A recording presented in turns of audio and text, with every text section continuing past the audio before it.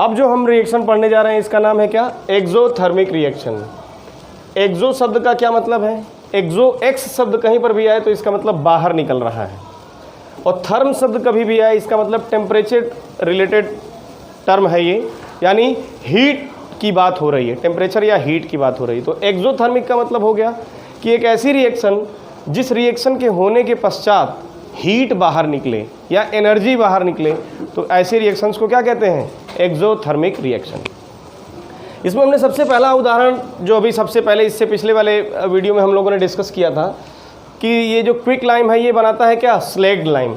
और इस रिएक्शन के फलस्वरूप भी क्या हो रहा था? हीट जनरेट हो रहा था। तो ऐसा रिएक्शन जिसके संपन्न होने के बाद, एक ऐसी अभिक्रिया जिसके संपन्न होने के बाद हीट जनरेट हो, इस तरह के रिएक्शन को क्या कहते हैं? Exothermic reaction. एक दूसरा भी इसका उदाहरण दिया, कहा कि सर आप नेचुरल गैस ले लीजिए, ये क्या है? CH4 मीथेन है। ये मीथेन क्या है? एक नेचुरल गैस है। इस नेचुरल गैस को जब आप जलाएंगे या पेट्रोल को या डीजल को, किसी भी एक फ्यूल को अगर आप जलाते हैं तो जलने की प्रक्रिया कब होगी? ऑक्सीजन की प्रेजेंस में होगी। तो ऑक्सीजन की प्रेजेंस में जब ये मीथेन गैस जलती है तो ये क्या क्या प्रोडक्ट बनाती है? एक तो कार्बन डाइऑक्साइड गैस बनाती है और दूसरा वाटर वेपर्स बनाती है। दोनों के दोनों गैसियस नेचर में प्रोड्यूस करती है, लेकिन साथ ही साथ क्या करती है? हीट जनरेट करती है या एनर्जी जनरेट करती है। इसी हीट या एनर्जी की सहायता से हमारे जो व्हीकल्स हैं वो एक जगह से दूसरी जगह चल पाते हैं, या इंजन को एनर्जी मिल पाती है जिससे वो एक जगह से दूसरी जगह ट्रांसपोर्टेशन में हमारी मदद कर पाते हैं। तो एक ये तरीका हो गया। एक दूसरा उदाहरण हो गया आपके किसके? एक्सोथर्मिक रिएक्शन का। तीसरा और सबसे पॉपुलर उदाहरण है ये आपका सेल्यूलर डाइजेशन या सेलुलर रेस्पिरेशन। क्या नाम है इसका? Cellular digestion. सेलुलर डाइजेशन नाम से ही पता है,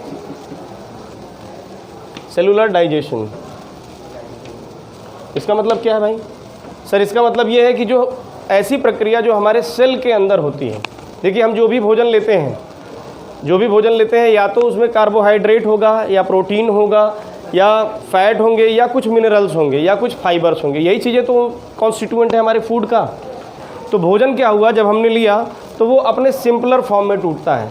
अगर वो कार्बोहाइड्रेट हुआ तो वो बनाएगा क्या? टूट करके ग्लूकोज बनाएगा। और ये ग्लूकोज कहाँ पहुँच जाएगा? सर सेल्स के अंदर पहुँच गया। कहाँ पहुँच गया? सेल्स के अंदर। और ये ग्लूकोज जो पहुँचा है ये ऑक्सीजन की प्रेजेंस में क्या होगा? ब्रेक डाउन हो जाएगा, टूट जाएगा। और इसी प्रक्रिया को क्या कहते हैं? Cellular digestion. तो आप ये बताइए, ये जो ग्लूकोज है ये सांस लेने में जो अपने ऑक्सीजन ली थी उस ऑक्सीजन से रिएक्शन किया, और रिएक्शन करने के बाद क्या हो गया? टूट गया। टूटा तो क्या बनाया? कार्बन डाइऑक्साइड गैस बनाई जो हम सांस के रास्ते से बाहर निकाल देते हैं। पानी बनाया और साथ ही साथ क्या बनाया? एनर्जी बनाया। यही एनर्जी हमें इस काबिल बनाती है कि हम अपने दैनिक जीवन की सभी प्रक्रियाओं को कर पाएँ। तो एक ऐसी रिएक्शन जिसके फलस्वरूप क्या हो? एनर्जी या हीट प्रोड्यूस हो, इस रिएक्शन को क्या कहते हैं? Exothermic reaction. चौथा और सबसे आखिरी उदाहरण दिया इसने क्या? Decomposition of vegetable waste. घर से हम जो क्या करते हैं? बायोलॉजिकल कचरे जो प्रोड्यूस कर रहे हैं, जैसे कि आपके वेजिटेबल के वेस्ट हो गए या आपके खाने पीने के सामान हो गए जो सड़ गए या बेकार हो गए, तो आपने क्या कर दिया? उसे फेंक दिया। फिर वो क्या होंगे? रॉटन होंगे by the effect of micro organisms. वो सड़ेंगे, है ना। साथ ही साथ तापमान और दाब, इन चीज़ों के प्रभाव से वो क्या होते हैं? धीरे धीरे सड़ते हैं। तो इनके सड़ने से क्या होता है सर? सड़ने से वो सिंपलर फॉर्म में तो आ ही जाएंगे, साथ ही साथ क्या होगा? इसके हीट भी प्रोड्यूस होगी, गर्मी भी प्रोड्यूस होगी।